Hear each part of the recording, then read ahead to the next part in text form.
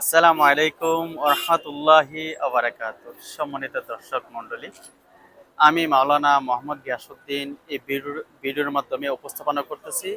গিয়াসউদ্দিন হজ ও উমরা কাফালার পক্ষ থেকে আপনাদেরকে জানাই মোবারকবাদ এবং অভিনন্দন।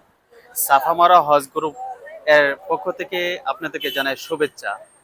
আমি মক্কাতুল মুকাররমার হেরামের প্রায় কাছাকাছি ৪০০ থেকে ৫০০ মিটারে পাশে আমি অবস্থান করিতেছি। যে স্থানটা অবস্থান করেছি এই স্থানটার নাম হচ্ছে মসজিদে ফাতাহ, যেখানে রাসূল আকরাম সাল্লাল্লাহু আলাইহি সাল্লাম যে সময়কালীন মক্কা বিজয় করেছিলেন, এই জন্য এই স্থানকে বলা হয় মসজিদে ফাতাহ। মক্কা বিজয়ের সময় করার সময় ১০,০০০ সাহাবী রাসূল আকরাম সাল্লাল্লাহু আলাইহি সাল্লাম মদিনা থেকে ১০,০০০ সাহাবী নিয়ে এই মক্কা বিজয়ের দিনে আসেন। মক্কা বিজয় করেছেন ৬৩০ খ্রিস্টাব্দে এবং ৮ম হিজরিতে।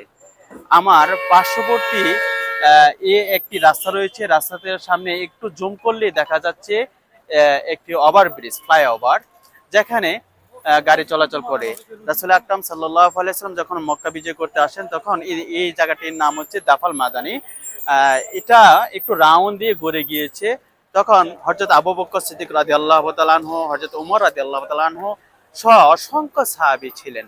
এবং আমার ডান পাশে একটু যদি ঘুরায় দেখেন, একটু ডান পাশে যে পাহাড়টি রয়েছে এটাকে বলা হয় জাবালে কাবা অথবা জাওয়াল পাহাড় একটি রয়েছে এবং জাবালে কাবা পাহাড় একটি রয়েছে। এর পিছনের সাইডে হচ্ছে মক্কা বিজয়ের সময় ওনারা এসে অবস্থান করেছিলেন।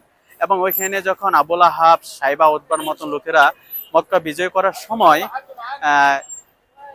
ওইখানে অবরোধ করা হয়েছে, তখন এই দাফাল মাদানি দিয়ে এই মসজিদে ফাতাহ দিয়ে তখন রাসূল আকরাম সাল্লাল্লাহু আলাইহি ওয়াসাল্লাম এর মৌলুদ জন্মস্থান বাড়িটি দিয়ে তখন মক্কার প্রবেশ করেন। এবং এখানে রাসূল আকরাম সাল্লাল্লাহু আলাইহি ওয়াসাল্লাম উনি আল্লাহ রাব্বুল আলামিনের কাছে শুকরিয়া আদায় করেছেন এবং এখান থেকে ঘোষণা দিয়েছে যে আমরা মক্কায় বিজয় করিলাম।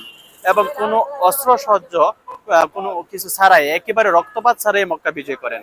মা'আস সালাম, আসসালামু আলাইকুম ওয়া রাহমাতুল্লাহি ওয়া বারাকাতুহু।